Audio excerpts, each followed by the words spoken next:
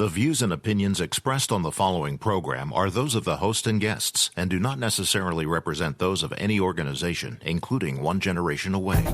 The freedom of a people to choose its leaders is the root of liberty. Keep alive this experiment in liberty. Liberty, in case you've forgotten, is the soul's right to breathe. Government should be very minimal in protecting liberty. Peace cannot be purchased at the cost of liberty. The sturdy ground of liberty. Liberty once lost is lost forever. Fight for their liberty and for our security. Guarantees individual liberty. This great republic, born alone in liberty. Liberty. Liberty. Liberty. Liberty. Liberty. Liberty. Liberty. Liberty. Just how much do you want liberty? This is Liberty Nation with Tim Donner, a production of LibertyNation.com. Cutting through the double talk, taking on the topics, going after what the politicians really mean, and making it all clear. For your freedom and your liberty. Liberty Nation with Tim Donner. Why is Joe Biden acting more like an emperor than a president? Welcome back into Liberty Nation Radio, a production, as always, of LibertyNation.com and heard from coast to coast on the Radio America Network. As Joe Biden launches into just the third week of his presidency, questions persist on why he has sent forth a record-shattering succession of executive orders on everything from immigration to racial justice. We'll dive into a couple of likely hidden motivations behind these voluminous decrees from the Oval Office and the president's explanation for them. We'll talk the COVID relief bill being bounced around on Capitol Hill, and how the Biden foreign policy, especially toward China and Russia, is likely to differ, spoiler alert, a lot from that of Donald Trump, as we're joined by military and defense expert Dave Patterson of LibertyNation.com. And our legal affairs editor, Scott Cosenza, jumps on board for Talkin' Liberty. Say what? Say what? Say what? One more time. We commence the proceedings with our signature segment, Say What?, where we roll out a virtual assembly line of wacky, astonishing, damnable, and ultimately revealing things uttered by politicians and the chattering class.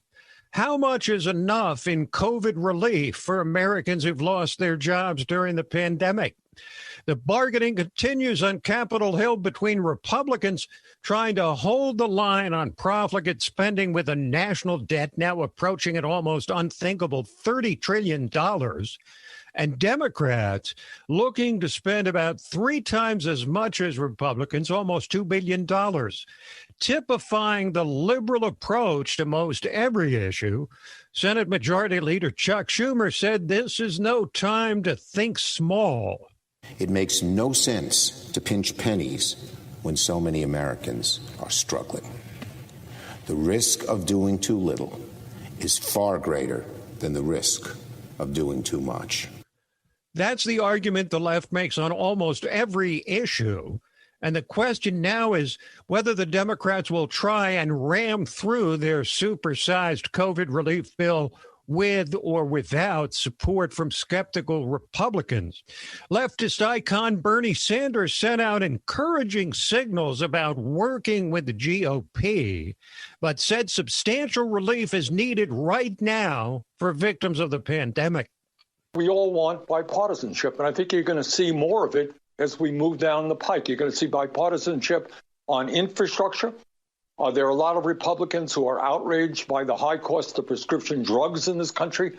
We pay 10 times more than other countries do for certain drugs. We are going to look forward to working with Republicans.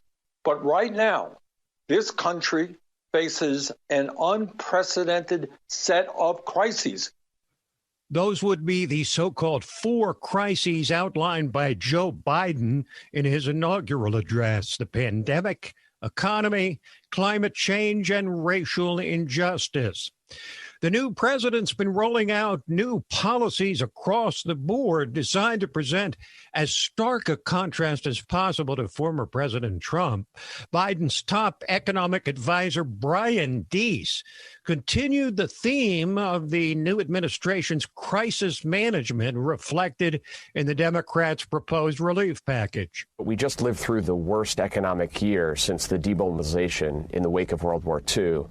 Just this week, 1 million more Americans filed claims for unemployment insurance. 30 million Americans reported they didn't have enough food to eat. We're in a unique crisis, and the elements of this plan really were designed and are designed to take on that crisis head on.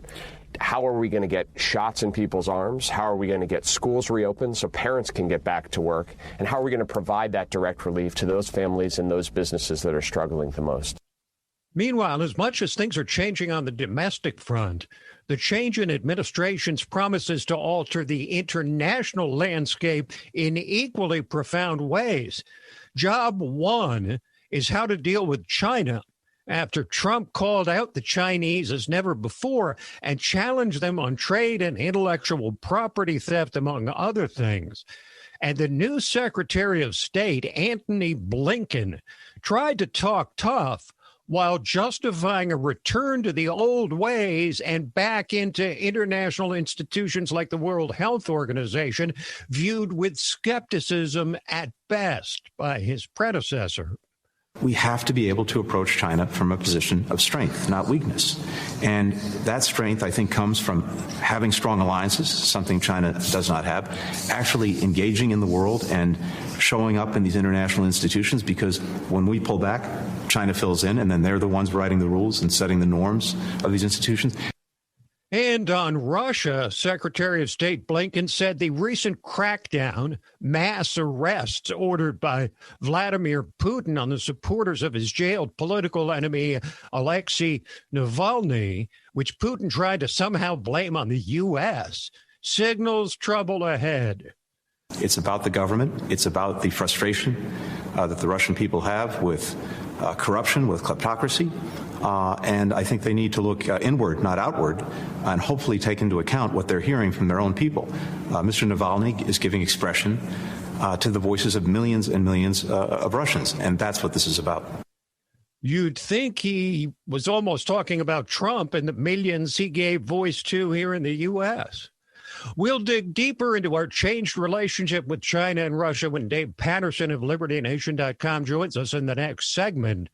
But back on the home front, conservatives frustrated by the increasing censorship of big tech have been seeking a champion for their cause and may have found one in Florida Governor Ron DeSantis, who's proposed a first-in-the-nation bill based on the absurdity that big tech can actively suppress conservative speech while he and other politicians have their feet held to the fire on simple things like a campaign picnic. They have me over, we buy food, we buy some signs, I give a speech. That's a contribute. We have to account for all of that because that's helping me further my candidacy. But yet they could potentially deplatform the opposing candidate. They could suppress the message, and that's just something that is somehow okay and free from that. I don't think so. I think we need to hold them accountable. And so DeSantis has proposed legislation to fine social media companies $100,000 if they deplatform a political candidate. It empowers users to sue a social media company if they've been treated unfairly. It allows Florida's Attorney General to bring anti-monopoly cases against tech companies. And he reintroduced the issue, did DeSantis, surrounding the son of the new president, which the left has determined must not be mentioned. Hunter Biden's story was true. Okay, we now know was true. And the typical corporate media outlets, they just chose to ignore it. Obviously, they wanted to beat Trump. They had a view on the election. They didn't want to give it any air. So we rely on social media to go around that, not let corporate legacy media outlets control the discourse and let us speak. So you had the New York Post to run it, and you couldn't get any traction. You couldn't get any reach on it because big tech put their thumb on the scale. DeSantis may be the leading edge of the reemergence of the America First movement post-Donald Trump. And one of the targets for Trump supporters is Liz Cheney, Congresswoman from Wyoming, daughter of the former vice president, who voted to impeach Trump a second time. Trumpists like Congressman Matt Gaetz of Florida are visiting Wyoming, talking up their efforts to challenge Cheney in a GOP primary and reigniting the message of making America great again. Wyoming's a great place. These are great people. They love America, they love freedom, and they deserve a representative who will actually represent them. Liz Cheney is out of touch with Wyoming. She's out of touch with the Republican Party, and she should be removed from her leadership position in Congress. The policies of President Trump work. When we lower taxes, when we reduce our engagement in foreign wars, when we invest in our people, our country does better. So we don't have to have an esoteric conversation. We can actually look at the data and we can look at the progress of our people. I don't believe the Republican Party should stand to invade everywhere and invite everyone across our borders illegally for big business. I think we ought to stand for the working men and women of the country. That sounds like the new blueprint for the Republican Party circa 2021. Quick break, and then we're back to examine just how dangerous the threats are from China and Russia and how our policies towards our major adversaries will change with this new president. Liberty Nation with Tim Donner. Stay ahead of the curve with LibertyNation.com. With one click, Liberty Nation delivers tomorrow's news. And remember, liberty. Today. All the time and everywhere. With LNTV's Hot Topics and Analysis. You're looking at people just rising up. Liberty Nation Radio, The Uprising and Rabbit Hole podcasts. And dozens of insightful original articles. And now, you can keep your kids ahead of the curve with LNGenZ.com. LN Gen Z brings a free-thinking education right into your home for students of every grade level with articles, videos, worksheets, and ready-to-go curricula. While the media establishment giants are sleeping, you can stay ahead of the curve with LibertyNation.com and get tomorrow's news today.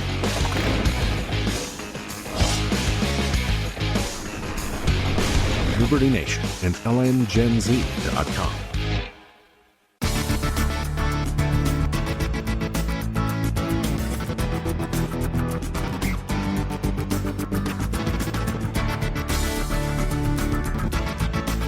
We believe that all men are entitled to blessings of liberty.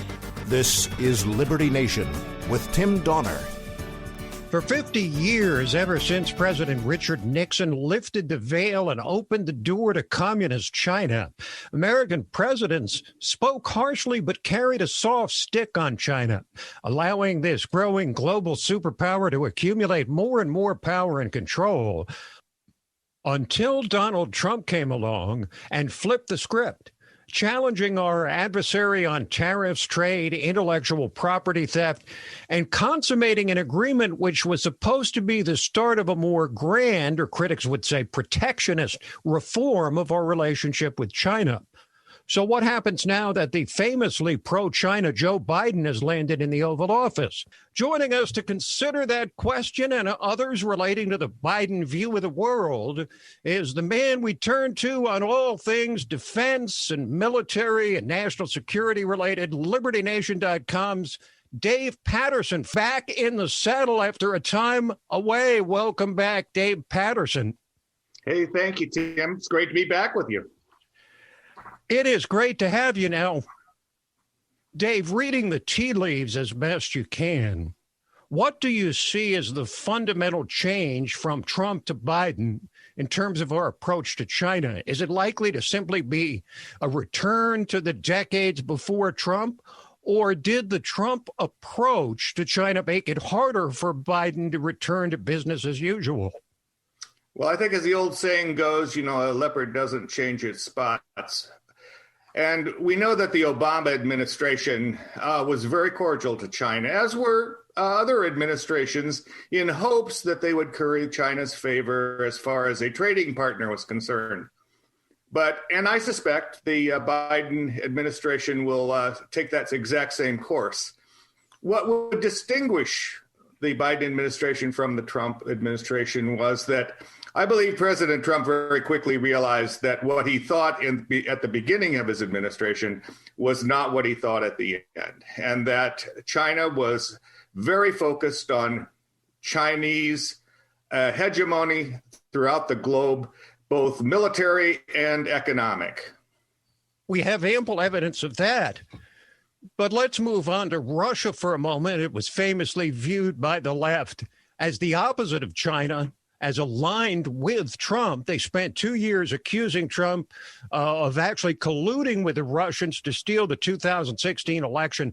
So with that backdrop, how are things likely to change in our relationship with Russia, especially in light of Vladimir Putin's iron-fisted crackdown on the supporters of the political enemy of his that he threw into jail?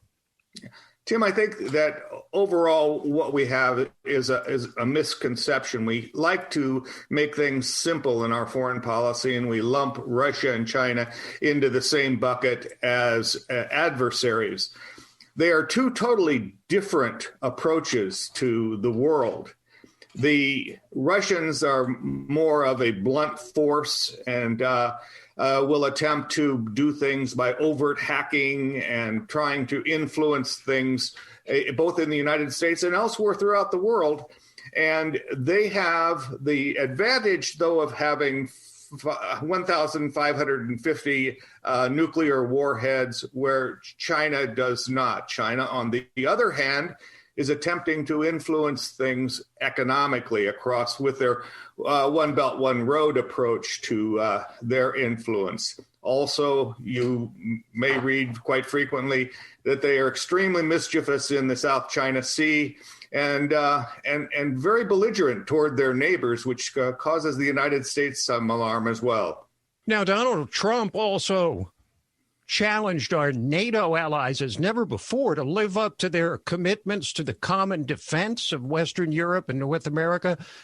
And they're likely relieved that Trump is not around anymore. But what does the return of the ultimate establishment politician to the Oval Office portend for our relationship with Europe and Britain?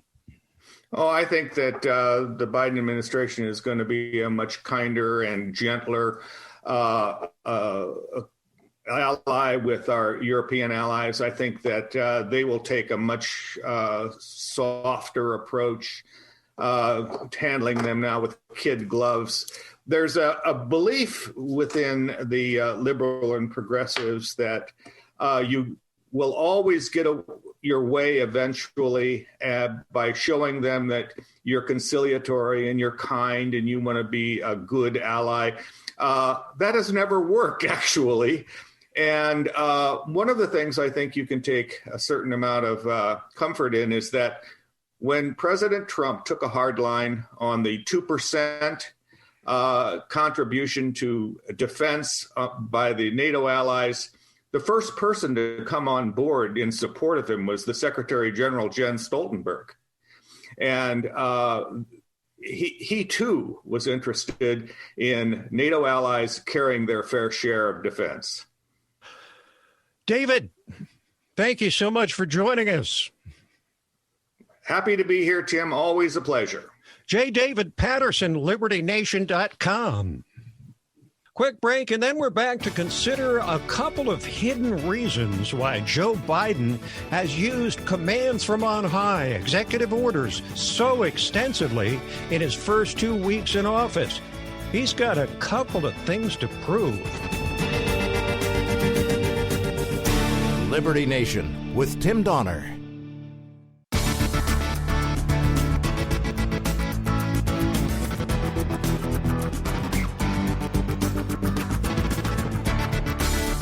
Far more important than my political future and far more important than yours, the well-being of our country. This is Liberty Nation with Tim Donner.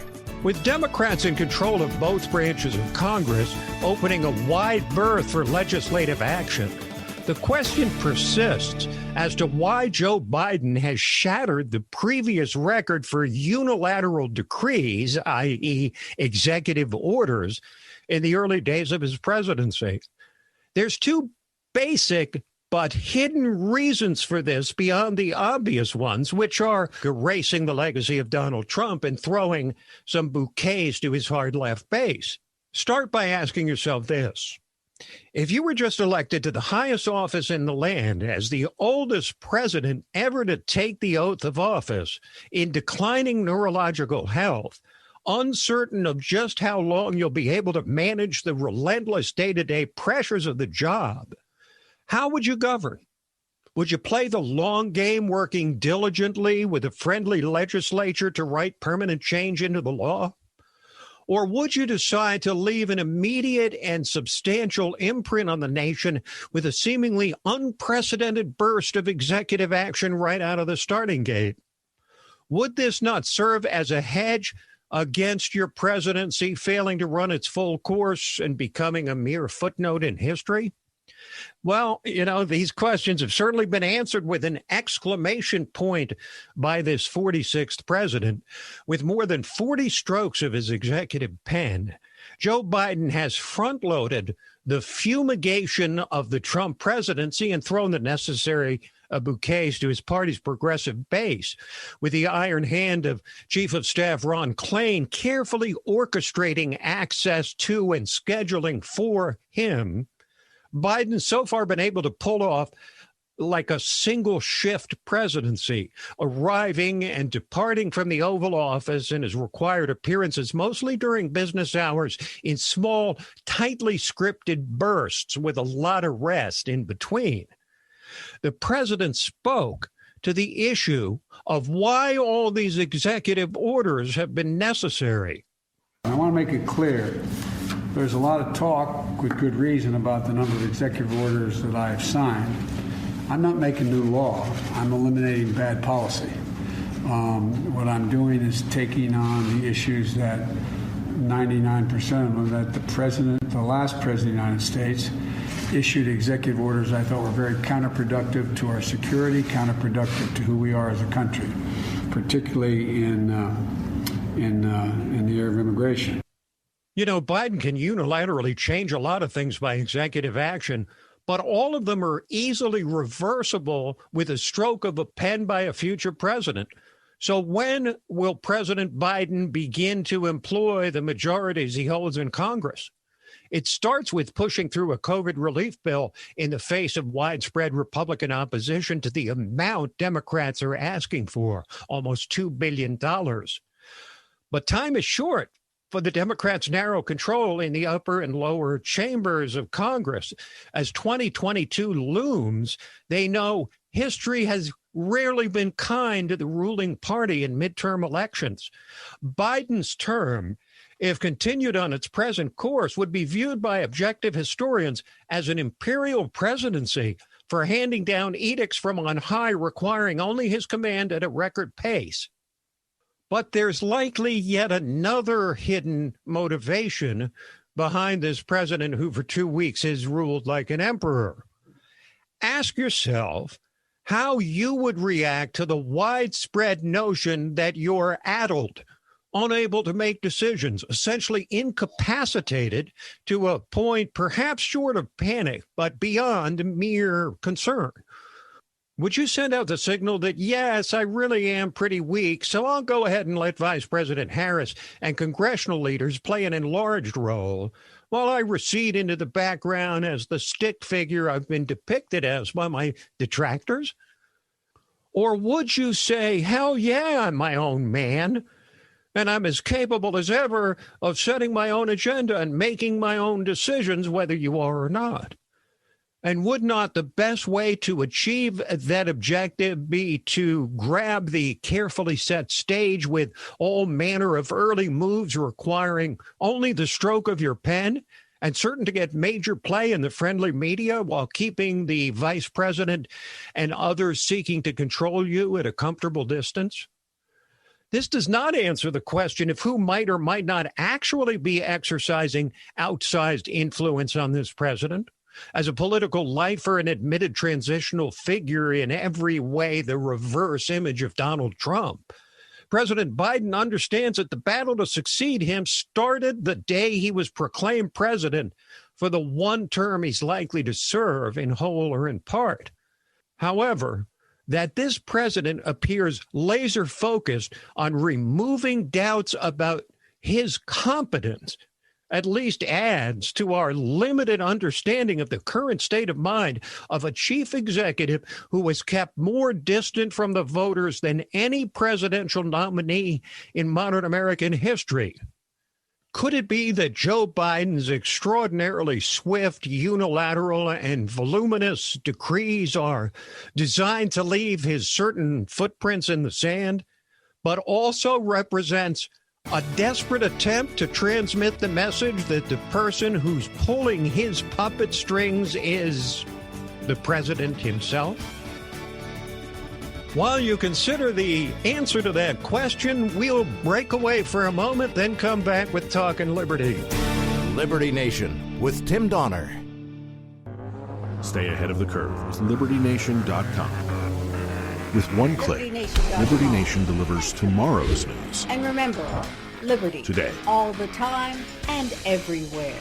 With LNTV's Hot Topics and Analysis. You're looking at people just rising up. Liberty Nation Radio, The Uprising and Rabbit Hole podcasts, and dozens of insightful original articles.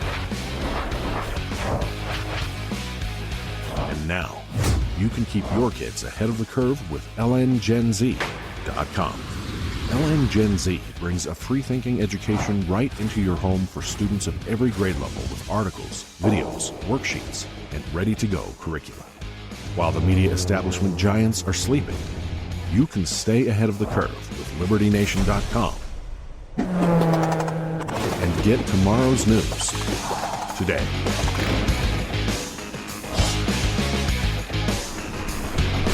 Liberty Nation and LNGenZ.com. And now it is time for the final fulfillment of Liberty Nation Radio, which is to promote individual liberty. Thus, the concluding segment of the program entitled Talkin' Liberty. It's when we welcome back in our regular contributor, constitutional lawyer, LibertyNation.com legal affairs editor, and the man that we call our guardian of individual liberty, Scott David Cosenza. Hello, Scott. Tim, with an intro like that, how can I go wrong? Thank you. You are so welcome. Now, the impeachment of Donald Trump for a second time. Tell us your view on the whole issue of impeaching a president who's no longer president, the issue of whether impeachment is supposed to be for punishment or removal from office, and whether the whole procedure is constitutional. I think 2.0 is the best way to refer to this impeachment, Tim. You know, I will get into those topics, but before I do, I want to address a broader topic that I see misrepresented widely now in the big box media. And I just want to address this notion of incitement, because in the memorandum that the House Democrat impeachment managers sent to the U.S. Senate, they said that Donald Trump was guilty of the crime of incitement. Now, what that means is incitement to violence or incitement to riot, which would mean that Trump's words directed those people to commit those acts, which is one of the few permissible impositions on the right to free speech, which is to say, for instance, we know that slander and libel, defamation can be made illegal, even though there's speech. That's not free speech. And also incitement. And also it can be a very serious crime. But the same document, Tim, that these House impeachment prosecutors have sent over says that this is not about the crime of incitement. Instead, it talks about how it's a political act. So it's basically a political crime, a new thing that has come into existence, the political crime of incitement. So I just want to be clear that Donald Trump is not being tried in a court where he has kind of due process rights like a typical criminal defendant would have. including especially the presumption of innocence, for instance. I mean, we went through all of that with the first impeachment, which was at least while he was still in office over a phone call to the Ukrainian president. But now it appears, Scott, like it's really nothing more than political retribution. Oh, absolutely, Tim. Also, and let's always remind ourselves that they're likely fundraising mightily off of this thing. So we can't even estimate what kind of fire hose of money the never Trumpers are pouring in. They just want to just smash, kick him when he's down. Like that, the universe of those folks has got to be pretty great, Tim. So the juice politically combined with the money. And then here's the third part, Tim. Hey, you don't actually have to get into the hard work of trying to govern during a global health crisis and numerous other issues facing the country. We can talk about the constitutionality of it. I think it's dubious, but perhaps permissible. I mean, there does seem to be a reason within the Constitution why that would be the case, meaning to prevent a person from being able to take office for future office. And Donald Trump is certainly eligible under our Constitution to run for president and hold that office once again. I would say that the Supreme Court, the Chief Justice of the Supreme Court, Justice Roberts' decision not to participate, though, speaks pretty loudly to me. You mean you don't personally believe that Patrick Leahy could serve as an objective judge for the impeachment of a man who he detests with every fiber of his being? Tim, if there was one senator who could do it, I know that it would be Senator Leahy, but I'm feared that not even he possesses the gravitas of spirit to get through it. I'm sure he will appreciate your confidence in him, Scott. Yes, he's a lion of the Senate, to be sure. Now, from impeachment politics, we move to vaccine politics, and a federal judge has ordered Oregon to offer vaccines to people in prison right away. That's right, Tim. I think that this is a fascinating case because it's a U.S. magistrate judge, Stacey Beckerman, and she basically said to the state authorities that you better get these prisoners on schedule. I think it's phase 1A, something like that. So they had to be placed at a higher level in the priority of vaccination disbursement. And I think it's a great boon for liberty when the state affords the people who cannot do for themselves something that is something that they would certainly do for themselves, likely if they were outside of prison. I think this has been contentious in conservative circles. I see people criticizing the vaccination of prisoners ahead of, the innocent, basically people who haven't been convicted of anything, that are living free on the outside. But there is a special duty towards those who are incarcerated, I think, and I think this is a good ruling by Judge Beckerman. Okay, Scott, from impeachment politics to vaccine politics to marijuana politics, and it looks like the Old Dominion, Virginia, may be on the verge of becoming the latest of the growing number of states to legalize marijuana. Tim, legalizing marijuana or treating marijuana like alcohol is wildly popular throughout the country. But the majority, I think there are 15 states now that have laws that treat marijuana like alcohol, and 13 of those states enacted changes to those laws by referenda or statewide ballot initiative. The politicians have generally been lagging the people here. But I think the new wave is going to come from politicians who are going to try to get ahead of it. And part of the blue wave that Virginia has seen is going to pay dividends for the folks who want to see marijuana be legalized. It looks like there's broad support now on the Democrat side for this, and they don't need the Republican votes because they have sufficient majorities. So it looks partisan, and there are some socialistic aspects to the bill, like the creation of these funds that, collect a fortune in taxpayer dollars. But at least, and hopefully, Virginians won't be locked up for having a plant in the future. Now, from Virginia, we move north, as far north as you can go in the United States, to Maine, where newspapers are challenging a rule on concealing electronic court records, and this has some real significance for individual liberty.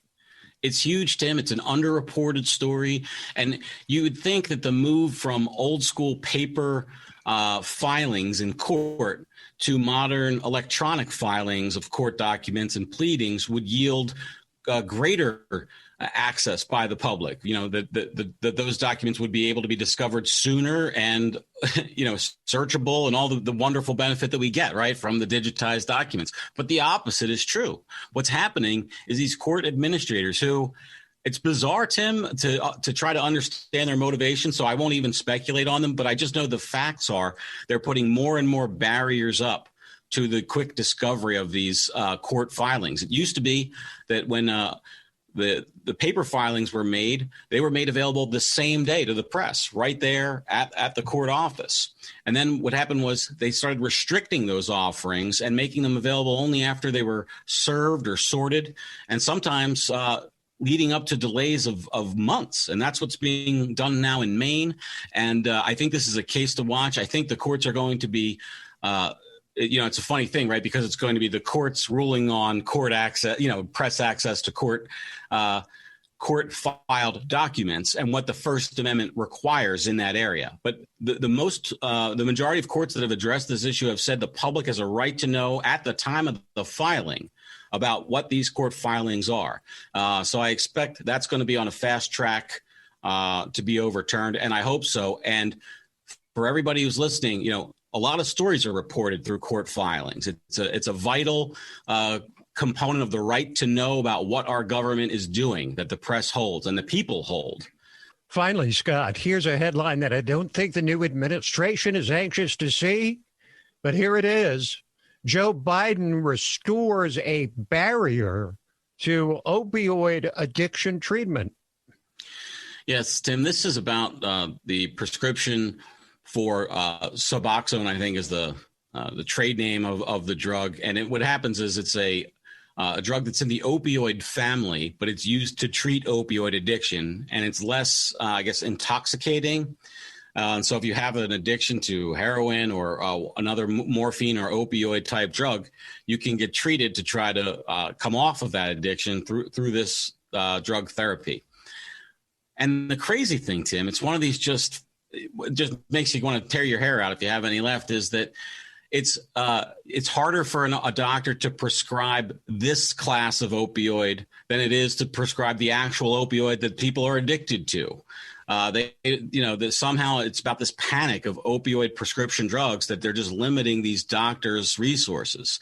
And, while there are certain doctors that are going out, and doing criminal behavior, by and large, it's not a problem with doctors. And that the Joe Biden, administration, one of the very first things they've done, it's only been, a week and a half now in office to cut off a venue for physicians to treat opioid addiction. It just seems, doesn't seem like it's pro-liberty to me, Tim.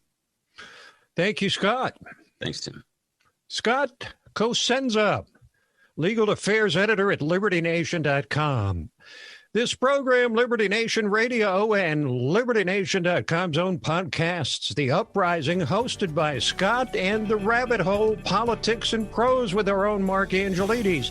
All available on demand at LibertyNation.com and from fine podcast providers everywhere. So that is it for this week, but we'll be back at you next week. Same time, same station. Till then, this is Tim Donner saying, stand up for liberty. And we'll see you next time on Liberty Nation Radio.